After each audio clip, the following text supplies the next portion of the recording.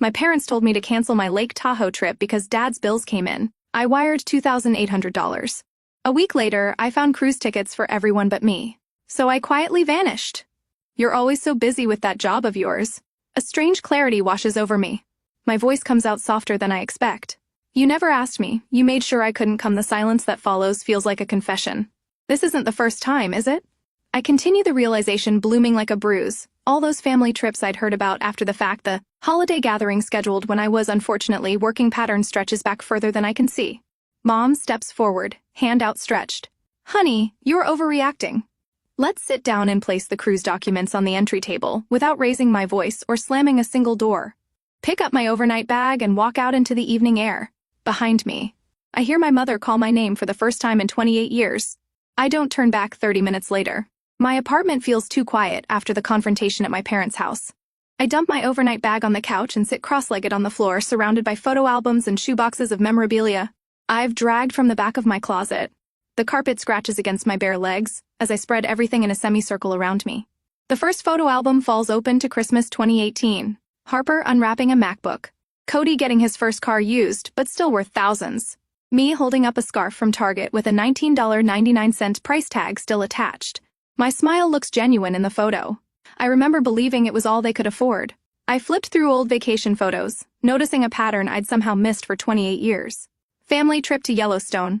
Sorry, Rain. Someone needs to water the plants. Disney World. Your internship is that week, remember? Weekend and Napa. You wouldn't enjoy it. Anyway, honey, my phone buzzes. Text from Mom. We need to talk about this misunderstanding. Misunderstanding, as if finding evidence of deliberate exclusion could be misinterpreted. I silence my phone and pull my laptop closer, opening a spreadsheet titled Monthly Budget, scrolling back through the entries. I highlight every transfer to my parents' account. $350. April. Dad's insulin costs went up $1,400. June. Hospital KO pay for Dad's diabetes. $800. August. Mom's car needs transmission work. $2,800. Last month. Family emergency fund.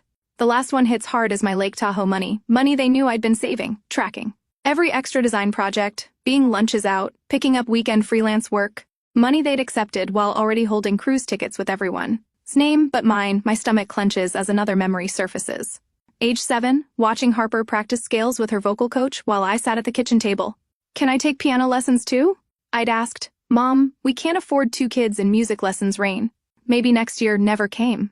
But Cody got guitar lessons. 6 months later, the memories fled in faster now, age 13, sobbing at the kitchen table after learning. I couldn't go on the 8th grade science trip to the Oregon coast. $400 is too much right now, Dad had said, patting my shoulder. 3 weeks later, they surprised Cody with a father-son camping trip that cost twice as much college years. Working 3 jobs while my siblings got their rent paid and car insurance covered. You're just so independent, honey. Mom would say, we know you can handle it. My phone rings again. Harper. This time I answer against my better judgment. Rain. This is ridiculous. You're making Mom cry. Found the cruise documents, Harper. It's not what you think. Her voice sounds rehearsed. Like she's reading from a script. We meant to invite you. But Mom said you'd understand. You always do.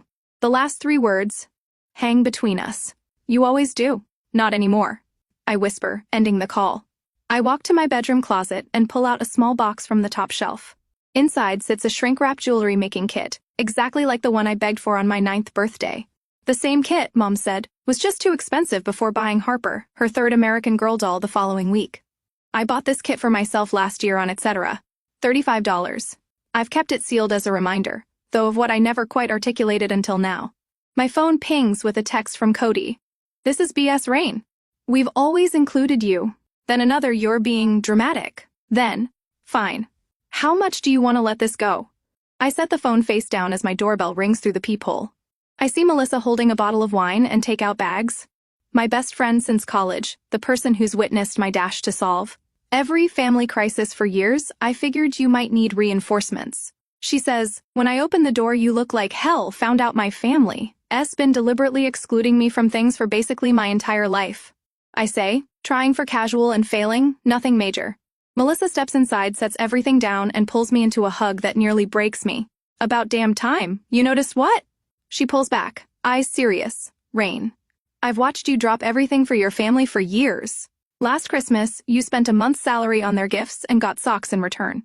They call you for money, babysitting, emotional support. But when was the last time they showed up for you? Question hangs in the air. Unanswerable. My phone lights up with a voicemail from Dad. Your mother is very upset. You're being ungrateful. After all we've done for you. All they've done for me. I repeat, a hollow laugh escaping later that week. My coworker James brings me coffee after I explain why I've been distracted. My parents played favorites too. He says quietly, "It messes with your head. Makes you think you're the problem."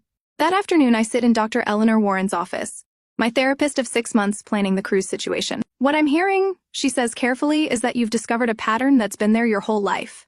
This isn't normal family behavior, Rain. I always thought I was overreacting. My voice sounds small. You weren't. And now you have choices about how to respond back home, surrounded by evidence of years of unequal treatment." I make a decision. I text, "Melissa, I'm done being convenient for the first time in my life feels like the truth." 4 days later, my phone buzzes for the 14th time today. Uncle Jerry, this time someone I speak to maybe twice a year at family gatherings. The voicemail he leaves sounds rehearsed. "Rainy girl, your mother is worried sick about you. Family disagreements happen, but you can't just disappear. Call her back, sweetheart." I add his number to my growing block list and pour another cup of coffee. Mom has recruited the extended family cavalry. Yesterday it was Aunt Patricia, for that cousin Megan. Each one reading from the same invisible script, forgive and forget. Family comes first. You're overreacting. The doorbell rings through the people. I see Dad shifting from foot to foot, a paper bag clutched in his hands. For a moment my finger hovers over the deadbolt. We haven't had a real conversation in years, just small talk about weather and his blood sugar levels. Now suddenly he wants to talk. I step back from the door. After 20 minutes, car starts and pulls away. Later, I find a bag outside containing my favorite childhood cookies and a card that reads, "We need to talk. I miss you." The handwriting is Mom's at work. An email from Harper circulates to several mutual friends. "So worried about Rain. She's been acting strange lately, refusing to see family, ignoring calls. If any of you hear from her, please let us know she's okay. Concerned about her mental state." I forward it to Dr. Warren with the subject line, "Exhibit C." Her response comes within an hour. "This is called flying monkeys, classic family system preservation tactic." When Cody appears in our office lobby on Thursday, Tara from reception texts me a warning. I grab my laptop and slip out the back entrance, but he's waiting in the parking lot, leaning against my car. "Can't avoid me forever," he says, arms crossed over his chest. His face has the same righteous look he wore when we were kids, and he'd blame me for something he'd done. "I'm not avoiding you. I'm refusing to see you. There's a difference. Keep my keys between my fingers, though I know I won't need them as a weapon." Cody's anger has always been loud but harmless. "You're tearing this family apart," he says, voice rising. Mom barely sleeps. Dad keeps checking his phone. Kids keep asking where Aunt Rain is. A laugh escapes me before I can stop it. "I'm tearing the family apart. I didn't plan a cruise without you. That was different. We thought. You thought what, that I wouldn't find out that I'd keep giving you money forever while? You all enjoyed vacations I paid for but wasn't invited to." His face reddens. "It wasn't like that. We've been planning this cruise for 8 months. Mom thought 8 months. The word hits me like a physical blow. Canceled my Lake Tahoe trip exactly 8 months ago. 8 months. I repeat, my voice steady despite the trembling in my chest. "You planned this cruise while telling me to cancel my vacation because money was tight. The family needed my savings." Something shifts in his expression. Liquor of shame quickly replaced by defensiveness. "You always help out. It's what you do." The parking lot around us blurs slightly as clarity washes over me. I was never really part of this family. Sue was the backup plan, the safety net, the ATM. That's not fair. "Thank you for watching." "No, I agree." Wrapping around him to unlock my car. It wasn't that evening. I call my cell provider and request a number change. To immediately, the representative asks if I'm experiencing harassment. Family, I simply say no more. She replies, "The new number will be active within the hour at the bank the next morning." Close the joint account my parents have had access to since college. The balance shows 17 withdrawals in the past year, none made by me. I transfer the remaining balance to my personal account and request a new card. When the invitation to Harper's anniversary party arrives, I write, "I'm unavailable," on the RSVP card and mail it back the same day, the invitation to the family. 4th of July picnic receives the same response.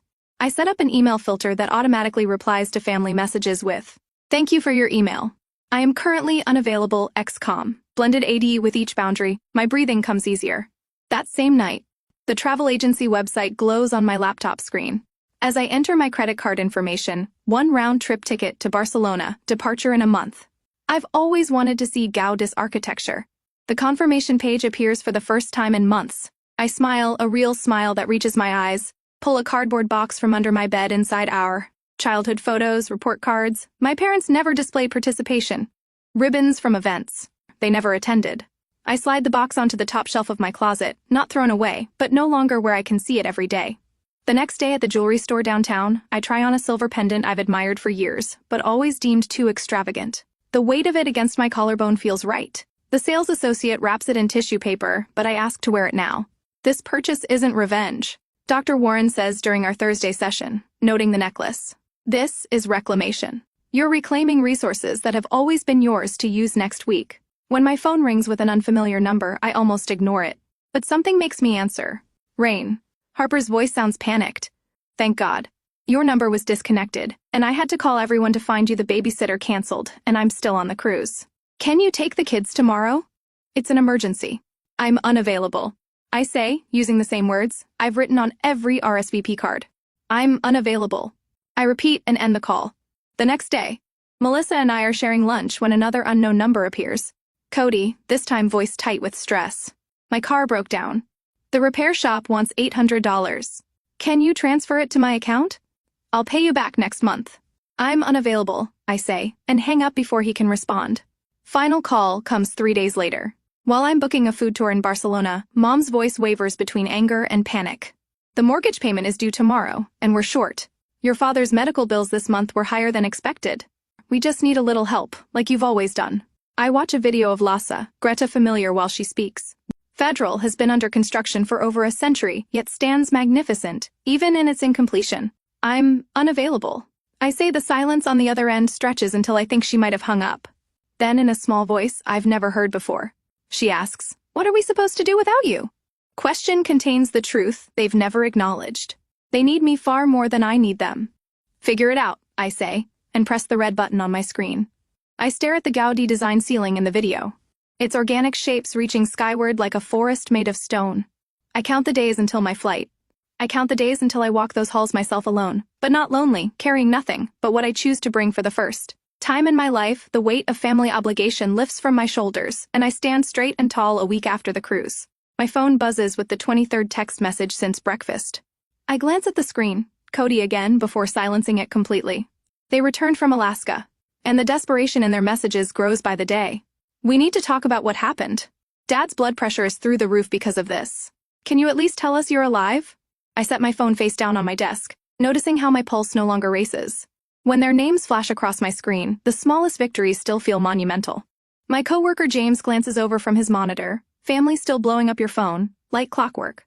I reply, turning back to my design project. They just finished a luxury cruise, and they manipulated me out of my vacation money to help fund.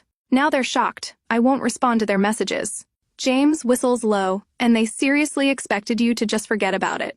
They expected me to forgive it, like I always do later that evening. Melissa flops onto my couch with 2 glasses of wine. Harper called me today, said she's spending a fortune on professional childcare since you vanished. I accept the glass, feeling a twinge of something not guilt prize at its absence.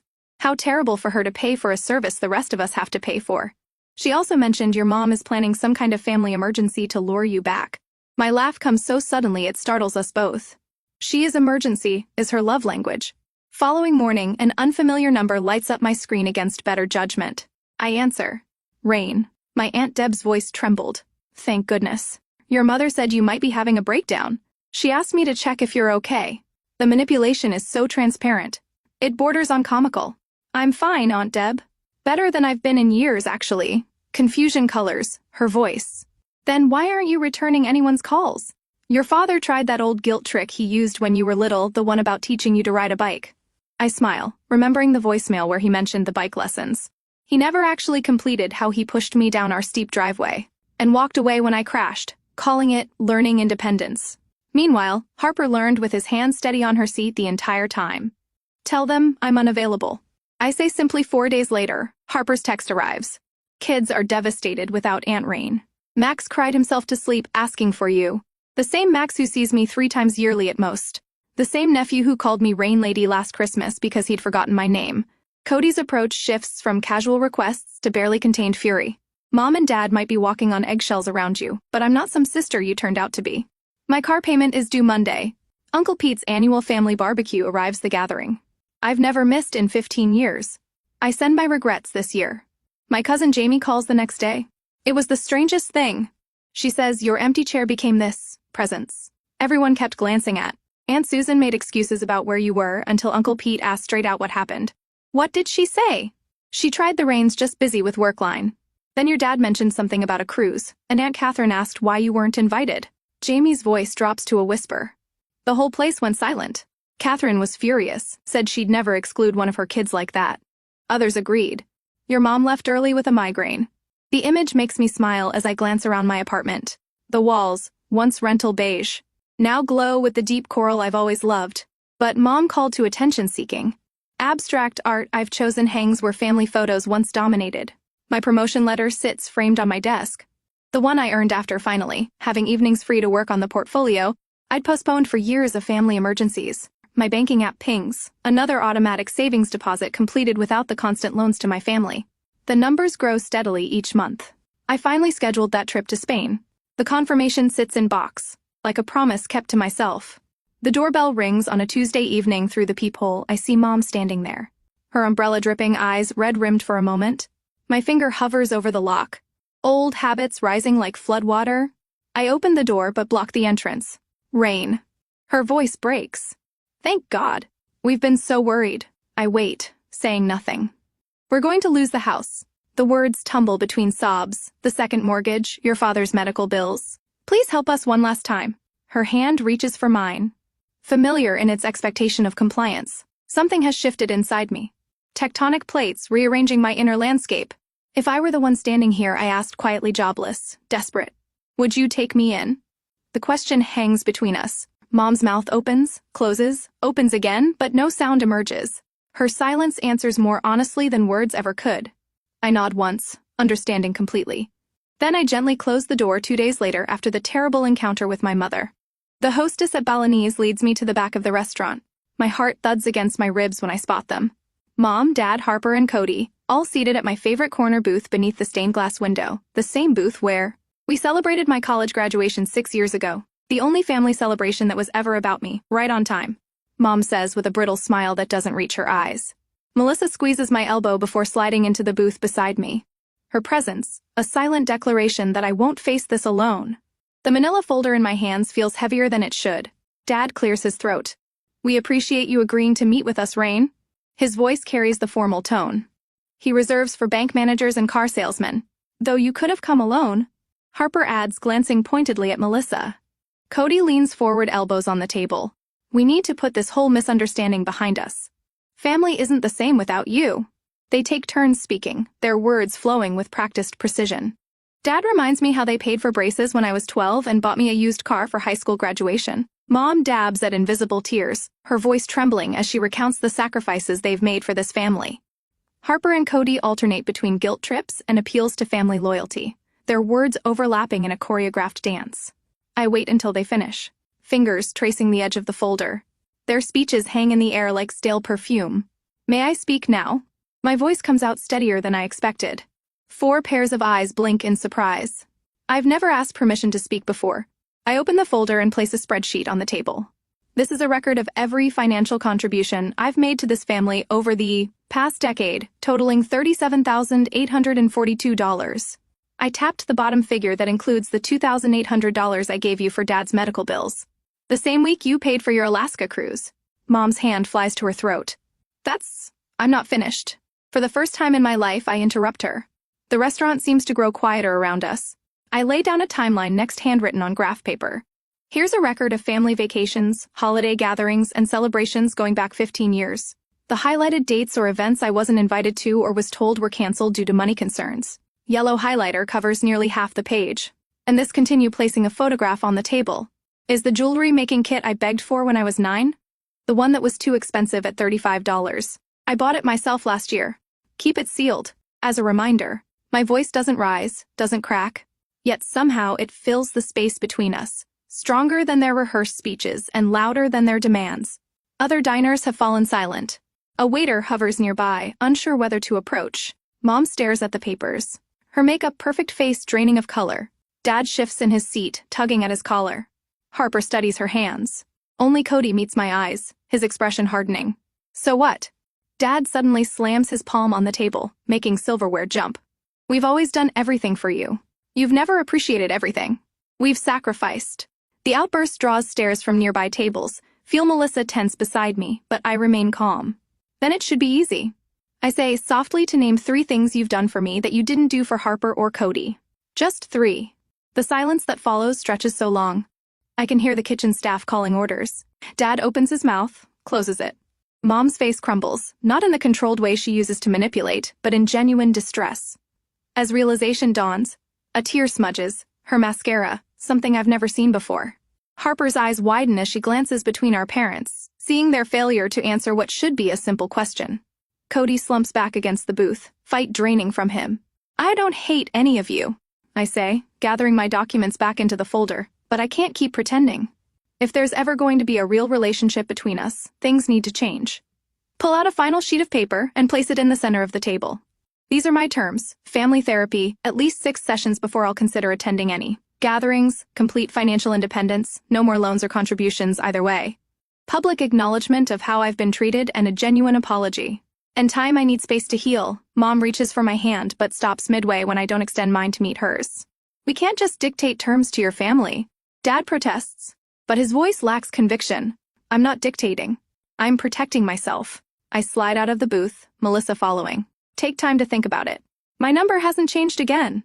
As we walk toward the exit, feel lighter than I have in years. Behind us, I hear my mother's quiet sobs and my father's awkward attempts at comfort. Harper calls my name once, but doesn't follow outside in the evening air. Melissa squeezes my shoulder. You take a deep breath, surprised to find I'm not shaking. Yeah. For the first time in a long time, think I actually am. The stars above Portland shine brighter tonight, as if they too are surprised by my newfound strength. I need to prepare for my Barcelona trip soon. This time, I finally chose myself. Months later, I am preparing my first Thanksgiving with my chosen family. I straighten the cornucopia centerpiece on my dining table, adjusting the fall-colored napkins. One last time, the aroma of roasting turkey and apple pie fills my new home, my real home purchased 3 months ago with the promotion money. I'd once earmarked for family emergencies. The doorbell chimes. I open it to find Melissa balancing a casserole dish, her husband Tom carrying wine. Happy Thanksgiving. She wraps me in a one-armed hug that feels like sunshine. Then the hour. Table brims with people who chose to be here. James from work and his partner Daniel, my neighbor Mrs. Winters who lost her husband last spring. Dr. Warren, who insisted I call her Eleanor outside our therapy sessions, and 3 others from my boundary support group.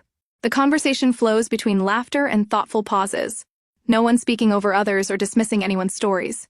Before we eat, I announce, lifting my glass. I want to thank you all for showing me what family can be. My gaze drifts to the sealed jewelry kit displayed on my bookshelf. What once represented deprivation now stands as testament to growth. Later, Eleanor helps me load the dishwasher. Practice movement, speaking to years of post-holiday cleanups. 42 sessions. She says, handing me a rinse plate. That's how many we've had. I nod, remembering our first meeting after the cruise revelation. The nightmares have stopped, and the money habit haven't checked my parents' bank account in 8 months. The compulsion to monitor their finances had been harder to break than I'd expected. Eleanor smiles. Your mother mentioned you in our session Tuesday. My mother started therapy 4 months after our confrontation at Johnny's restaurant. Harper joined her sessions occasionally, working through her own realization that she was recreating our family patterns with her children. She's trying, Eleanor continues. Your father still refuses to come. And Cody, 2 steps forward, 1 step back. Entitlement is a powerful drug. The doorbell interrupts us. James appears in the kitchen doorway holding an envelope. Mail carrier just delivered this. Said it needs a signature. Cream-colored envelope bears my mother's distinctive handwriting. Inside, I find an invitation to their 40th anniversary celebration next month. Unlike previous family events, this one includes a handwritten note. We would love to have you join us, but understand if you prefer not to. Please, let us know what works for you. We miss you. Mom, no guilt, no assumptions, no demands, progress. Eleanor murmurs beside me. 3 years ago, I would have immediately rearranged my schedule. Last year, I would have refused outright. Today, I set the invitation on my counter, deciding to consider it thoughtfully when I'm alone. Tuesday evenings now belong to the youth center where I volunteer helping young adults navigate family dynamics similar to mine. Last week, a quiet 19-year-old named Ashley brought in a childhood toy. Her parents had repeatedly promised, but never delivered, buy it for yourself. I told her then decide whether to keep it sealed as a reminder or open it as reclamation. This morning, I finally opened my jewelry kit. Turquoise beads caught the light as I strung them into a necklace, not perfect but entirely mine. My guests, apart with warm hugs and leftovers and containers, they'll actually return the house quiets. I stand by my living room window, fingering my handmade necklace while watching the sunset paint the sky in colors that promise tomorrow. For the first time in 29 years, I look forward rather than back.